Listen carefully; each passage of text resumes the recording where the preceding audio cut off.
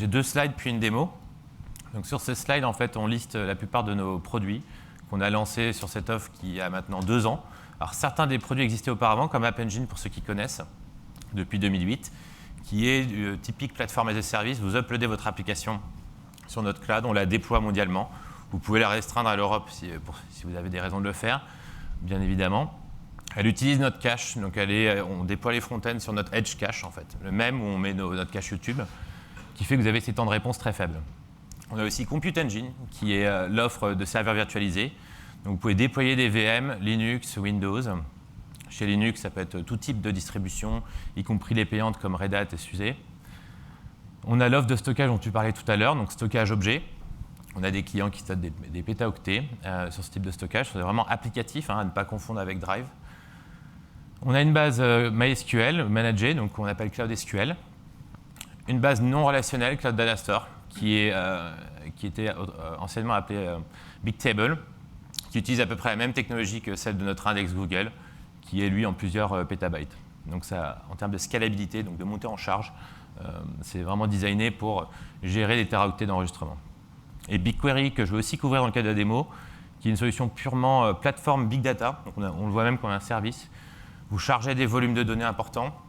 Imaginez, vous chargez une table qui fait, je ne sais pas moi, des milliards d'enregistrements. Vous pouvez la requêter en SQL, vous aurez le retour en quelques secondes.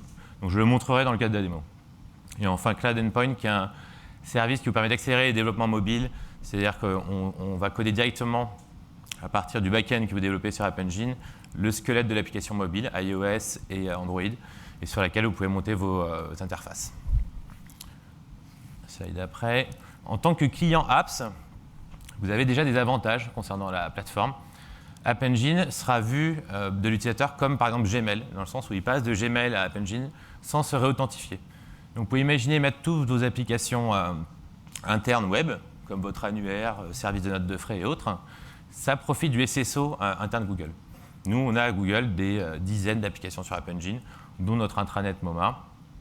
Et donc ça gère, ce que je vais démontrer juste après ce slide, la partie pic de charge de façon native. Il y a quasiment aucune administration à ce type de techno.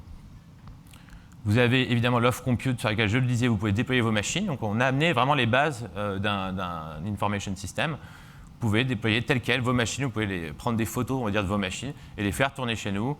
Bénéficier du fait que vous pouvez les allumer et les éteindre en quelques secondes. Donc ça, c'est l'une des forces et tout ce qui est lié à la performance. Et on peut les héberger donc, justement en Europe. Donc, en l'occurrence en Belgique. Donc, les millisecondes, c'est environ 10 millisecondes, 1000 km, pour vous donner une idée. Vous pouvez stocker avec Cloud Storage, analyser les données donc avec BigQuery justement.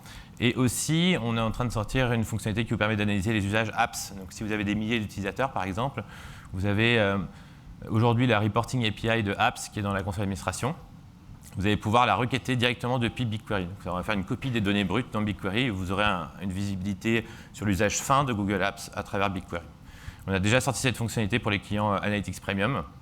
Donc c'est quelque chose de similaire pour les clients apps qu'on est en train de sortir. Donc on va passer à la démo et donc à mon écran s'il vous plaît. Un instant. Donc dans cette démo, je vais parler d'App Engine, de BigQuery et j'ai 5 onglets à vous montrer. Donc imaginons un site e-commerce. Donc on l'a fait nous-mêmes, on n'est pas des pros du web en tant qu'ingénieur solution sur plateforme. Le but, ce n'est pas l'esthétique du front-end, mais la scalabilité du back-end, très clairement. Donc on a un petit site e-commerce fonctionnel. Vous voyez, si je clique, si je veux aller dans la section tablette, il va me charger les tablettes directement. Voilà. Et ce qu'on fait, c'est qu'on simule qu'il y a des commandes sur ce site, aussi moche qu'il puisse être. Ici, vous pouvez le voir, on a l'order stream. Donc la page, et on simule des commandes, vous voyez, c'est quelques commandes par seconde. Et ce que je vais faire, c'est que je vais simuler, par exemple, Noël, et je vais mettre 10 000 commandes en 1 minute. Et donc vous allez voir ce qui va se passer derrière.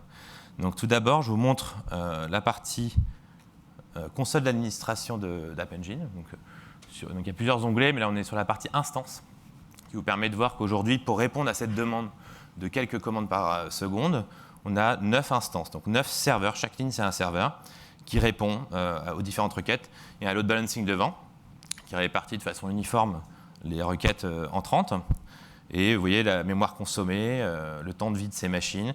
On en a 2 minimales en résident. Le reste, on a demandé à App Engine de les rajouter de façon dynamique. Okay. Donc ce que je vais faire, c'est que maintenant, je vais simuler 10 000 commandes. Donc là, je clique sur ce petit script et vous allez voir cette page qui va commencer à s'affoler. Je vais la recharger.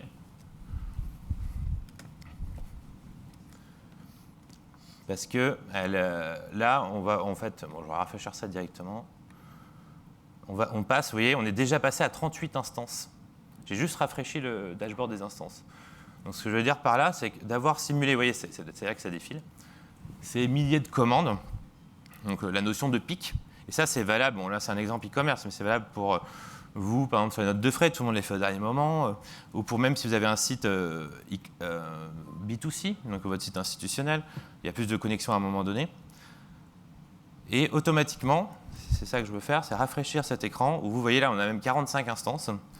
Donc j'ai rien fait, j'ai juste rafraîchi l'écran de App Engine. Et comme vous le voyez, on provisionne automatiquement.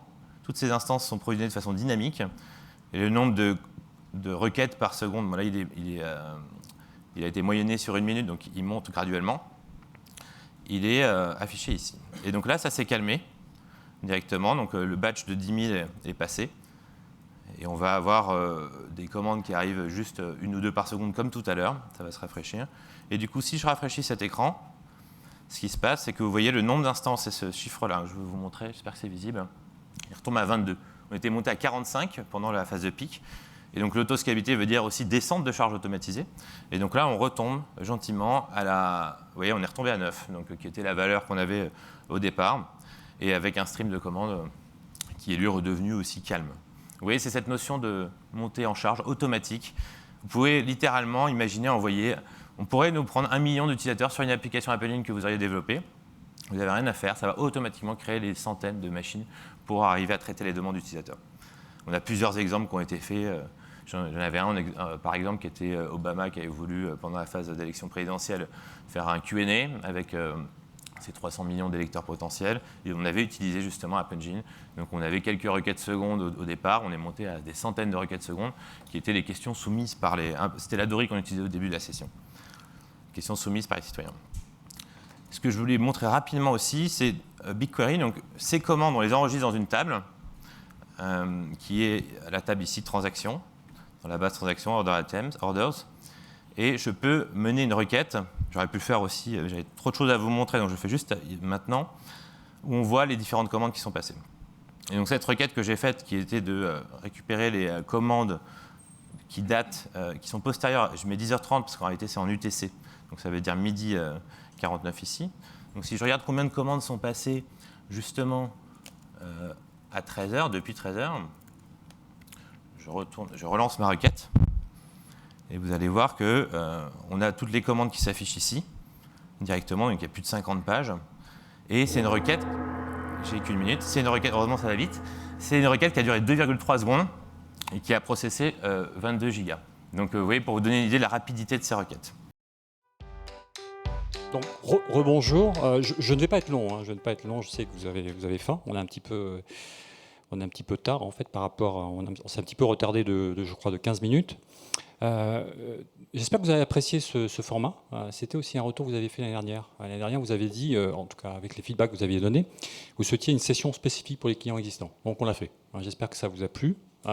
N'hésitez pas à donner vos feedbacks aussi à la fin, de manière à pouvoir améliorer encore ce type de session, pour l'année prochaine notamment. Alors, je voudrais revenir très rapidement, je vous assure, sur le thème de la journée, de la matinée, la transformation digitale. Alors j'ai bien écouté le panel client. Et c'est vrai que cette histoire de transformation digitale, c'est bien sûr, c'est de la technologie, c'est de l'IT, et vous êtes probablement l'élément structurant en fait, par rapport à cette transformation digitale qui est attendue par les entreprises. Mais ce n'est pas que ça, c'est aussi une transformation culturelle et une transformation business. Alors qui dit business dit aussi retour sur investissement, mesure, quel est le retour ? Est-ce que ce qu'on est en train de faire, ça apporte de la valeur ou non ? Alors, bien entendu, avec vous, et de façon très spécifique avec chacun d'entre vous, je crois que, et j'en ai été témoin, et même personnellement, quand on a commencé la discussion, et plus tard, On a travaillé sur des notions de justification en fait, de l'investissement, des notions de ROI, mais c'est toujours très spécifique. Alors quand on veut mesurer la valeur apportée, c'est intéressant de prendre un index qui soit public et qui soit équivalent pour tout le monde. Donc là, on a pris en fait la valeur de l'entreprise, le capital de l'entreprise, et on a essayé de positionner en fait la valeur de l'entreprise et son évolution par rapport au démarrage de la transformation digitale, notamment avec Google. Alors ça vaut ce que ça vaut, mais c'est assez intéressant, et ce qui m'a beaucoup frappé personnellement, c'est que c'est assez cohérent sur, en tout cas, les exemples qu'on a pris. Là, vous avez 4 exemples. Et donc il y a beaucoup plus que 4, hein, je vous montre 4. Je vais m'arrêter sur 2. Le premier, c'est Essilor, que je connais particulièrement bien, avec quelqu'un d'Essilor qui était là ce matin. Essilor, je crois qu'on a démarré vraiment une discussion autour de fin 2010-2011, ouais, début 2011, et puis ça s'est vraiment déclenché sur fin 2011, et c'est assez frappant sur... Où est-ce qu'il est ? Il est là. En fait, vous voyez, effectivement, vous voyez le démarrage. Alors, on va me dire, c'est un peu tiré par les cheveux, peut-être, mais c'est assez flagrant. Parce que la transformation digitale que Bernard Duverneuil a démarré avec ses équipes et puis l'ensemble du comité de direction, c'était Google, mais c'était aussi beaucoup de choses. C'était aussi une transformation sur le plan des comportements, la façon de s'adresser avec les clients, la façon de partager, une transformation culturelle, bien entendu, et aussi la façon de se transformer du point de vue de la flexibilité, de la façon de gérer son business. Un autre exemple qui est cette fois, qui n'est pas français, mais qui est super intéressant parce qu'il est, là, il est vraiment très net, hein, il est en bas, je ne sais pas si vous arrivez à le voir. C'est Ocado, c'est un épicier en ligne, je crois que c'est le plus grand épicier en ligne en Angleterre. Alors, ce cas est intéressant. Alors, la particularité, c'est que c'est un pure player, entre guillemets, du net, mais en même temps, ce qui est intéressant, c'est qu'ils ont fait une transformation digitale qui est complète. C'est-à-dire qu'en fait, ils ont fait du supply chain jusqu'au client, ils ont complètement tout intégré. Alors, il y a encore sûrement plein de trucs à faire, mais ils ont vraiment... c'est-à-dire que le client lui-même est complètement connecté en fait, avec l'ensemble de la chaîne de valeur jusqu'à l'order management. Alors, pour illustrer ce cas qui, je crois, est intéressant, ce que je propose, c'est qu'on voit une vidéo.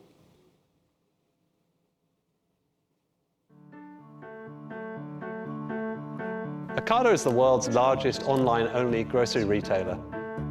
Each Ocado building caters to about 600,000 people that can get all the food they need from us every week.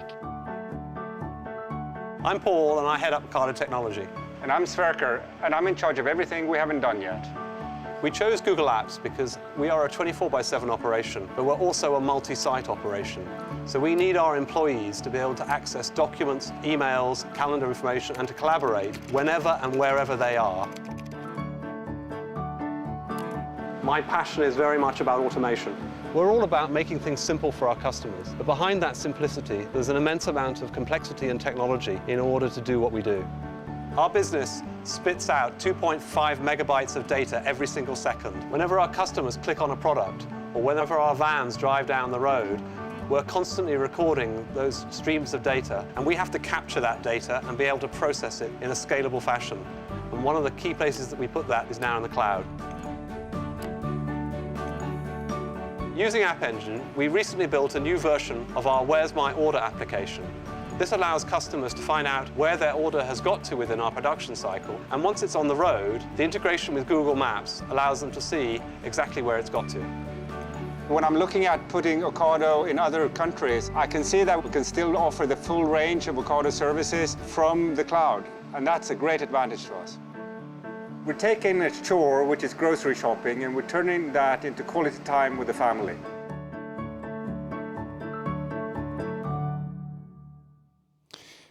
Alors hier, je discutais avec un de nos clients et il me disait qu'il était en train effectivement de mettre ça en place. Alors je le laisse annoncer lui-même, parce que je pense qu'il va faire un press release. Donc il y a des choses qui sont similaires, notamment avec la relation client sur mobile et la géolocalisation en fait du delivery, du service. Alors je crois qu'on a fait plutôt un bon job ensemble sur tout ce qui est collaboration, tout ce qui est ce qu'on appelle workplace desktop.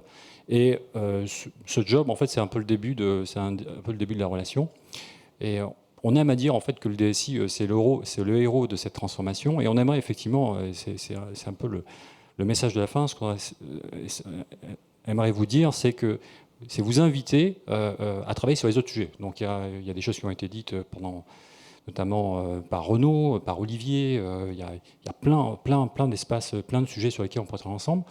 On a sorti énormément de services, donc on peut travailler avec vous sur cette transformation qui ne s'arrête pas, hein, qui continue. Donc on a commencé par la collaboration pour la plupart d'entre vous. On peut travailler sur tout ce qui est analyse de données et prise de décision. On peut travailler sur la relation client. On peut travailler sur tout ce qui est RH et gestion des talents. On a déjà des cas en fait avec certains de nos clients qui ont mis des choses assez innovantes en fait sur le sujet, permettant d'attirer les talents et de faire en sorte que ces talents restent dans l'entreprise. Et ça passe par une collaboration et je dirais un agenda qu'on peut partager avec vous. Hein. C'est un exemple d'agenda, c'est pas standard pour tout le monde, mais c'est intéressant parce que ça veut dire quoi? Ça veut dire qu'effectivement, de la gestion collaborative, là, entre guillemets, simple, on peut commencer à travailler ensemble sur des sujets un peu plus sophistiqués comme l'interconnexion avec des workflows et des process métiers et business, notamment des ERP. D'ailleurs, j'ai un exemple de client qui est pas français, enfin qui est français mais qui n'est pas basé en France. Je crois que il est dans la salle, c'est Édouard Rossignol, qui a fait aussi un. Enfin, au niveau logistique, c'était un petit peu difficile de montrer la vidéo, mais c'est un jeu intéressant parce qu'en fait, il n'a pas mis d'ERP en place, spécifiquement d'ERP en place, mais il a créé un ERP à partir d'une spreadsheet. Donc c'est assez intéressant parce que en fait, ils font tout de A à Z à partir de G-Drive. Vous pourrez éventuellement le voir si vous avez des questions. Donc on commence à faire des choses avec certains d'entre vous assez poussées hein, et bien sûr, Valeo était un exemple super intéressant sur la façon dont on peut vraiment s'intégrer complètement dans les process. Et je pense que l'étape qui fait vraiment la différence, c'est l'étape qui va permettre effectivement de toucher le client. Donc la satisfaction du client, trouver des nouveaux canaux de distribution et inventer en fait, de nouvelles façons de toucher le client, de comprendre le client, donc de le comprendre et de lui répondre et de faire en sorte de lui apporter une expérience qui est pertinente et qui vous permet à vous donc d'avoir un avantage compétitif donc pour l'entreprise. Et c'est là que le DSI peut avoir un rôle extrêmement noble. Je vais finir. Donc, dans ce rôle je pense que le rôle de DSI, en tout cas, je n'ai jamais été DSI, mais il me semble qu'une façon de. Parce que je côtoie quand même DSI depuis un certain nombre d'années, une façon effectivement d'évoluer, et ça a été dit, je crois, parmi les présentations, le DSI doit se transformer, et une façon d'évoluer de façon très favorable et d'apporter vraiment de la valeur à l'entreprise, c'est aussi d'amener les autres fonctions d'entreprise, business et non business, à l'intérieur du projet. Donc nous, l'invitation est, je pense que vous l'avez compris, c'est pour ça qu'on a fait cette événement atmosphère de façon avec des sessions très spécifiques par rapport au RH, par rapport aux directeurs commerciaux, marketing, innovation, des sessions spécifiques sur tout ce qui est on essaie de faire en sorte que l'ensemble d'entreprises est concerné par cette transformation. Vous avez effectivement un rôle moteur, d'accord, et un rôle d'articulation par rapport à tout ça. Et donc l'invitation qu'on fait, c'est de travailler ensemble, faisant en sorte de nous faire rencontrer en fait les fonctions qui, peut-être jusqu'à présent, voyaient l'informatique comme un truc qui doit marcher, et si ça marche par oral, mais faire en sorte de les amener à voir l'informatique et les outils en fait, que vous mettez en place comme un vrai différenciateur pour le business, comme un vrai apport pour l'entreprise, et qui vous positionne vous-même, bien entendu, comme un acteur du changement pour l'entreprise, pour vos marchés et vos clients.